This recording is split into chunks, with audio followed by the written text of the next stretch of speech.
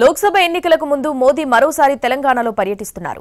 ఇవాళ ఆదిలాబాద్ జిల్లాలో పలు అభివృద్ధి పనులకు శ్రీకారం చుడుతున్నారు. అలాగే రేపు సంగారెడ్డిలో పర్యటిస్తారు. ఈ పర్యటనలో ఆయన ఎవరిని టార్గెట్ చేస్తారన్నది ఆసక్తిగా మారింది.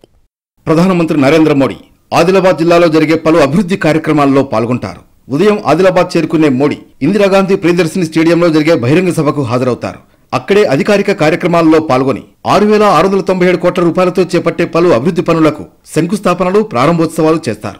ప్రధాని మోడీ పర్యటనకు అధికారులు భారీ ఏర్పాట్లు చేస్తున్నారు. 2,000 మంది పోలీసులతో భద్రతను కల్పించారు. బందోబస్తులో more than 2,000 police persons are being deployed. మన డిస్ట్రిక్ట్ ఫోర్స్తో పాటు స్పెషలైజ్డ్ ఫోర్స్, గ్రేహౌండ్స్ స్పెషల్ పార్టీది కాకుండా ఎస్పీజీ, ఎన్ఎస్జీ, ఎన్డీఆర్ఎఫ్ వాళ్ళు కూడా ఇక్కడ డిప్లాయ్మెంట్ జరుగుతుంది. సో దీనికోసం పబ్లిక్ మీటింగ్ కానీ, రూట్ పిఎం రూట్, ఇది కాకుండా హెలిప్యాడ్లు కూడా డీటెయిల్డ్ సెక్యూరిటీ ప్లాన్ బందోబస్తు జరిగింది.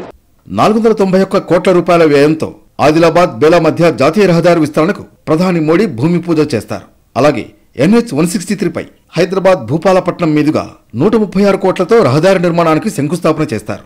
ఆ తర్వాత 600 కోట్లతో రామగుండంలో నిర్మించిన NTPC 2వ ప్లాంట్ను జాతికి అంకితం చేయనున్నారు మోడీ.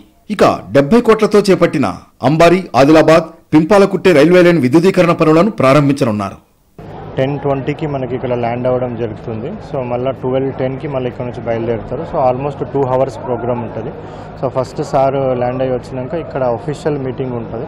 సో ఒఫీషియల్ మీటింగ్కి ఫస్ట్ రావడం జరుగుతుంది. నేషనల్ హైవేస్కి సంబంధించిన ఒక నేషనల్ హైవే రోడ్డు, అదేవిధంగా NTPCకి సంబంధించిన ఒక పవర్ ప్లాంట్, అదేవిధంగా రైల్వేస్కి సంబంధించిన ఒక చిన్న ప్రాజెక్ట్, ఈ 3 ప్రాజెక్ట్స్ని ఫౌండేషన్ స్టోన్ వేయడం జరుగుతుంది. మధ్యాహ్నం తమిళనాడు వెళ్లి తిరిగి రాత్రికి హైదరాబాద్ చేరుకునే మోడీ రాత్రి రాజ్భవన్లో బస చేస్తారు. రేపు సంగారెడ్డికి చేరుకుని ప్రధాని మోడీ అక్కడ కొన్ని ప్రాజెక్టులను ప్రారంభించి మరికొన్ని కొత్త ప్రాజెక్టులకు శంకుస్థాపన చేస్తారు. మధ్యాహ్నం సంగారెడ్డిలో జరిగే బహిరంగ సభలో ఆయన ప్రసంగిస్తారు. మధ్యాహ్నం 1 గంటకు బేగంపేట నుంచి భువనేశ్వర్కు బయలుదేరతారు మోడీ.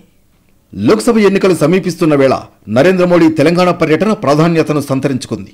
ఎలాంటి రాజకీయ వ్యాఖ్యలు చేస్తారన్నది ఆసక్తిగా మారింది. అటు మోడీ టూర్ను సక్సెస్ చేసేందుకు బీజేపీ శ్రేణులు ఏర్పాట్లు చేస్తున్నాయి. బహిరంగ సభలకు భారీగా జనసమీకరణలో నిమగ్నమయ్యాయి.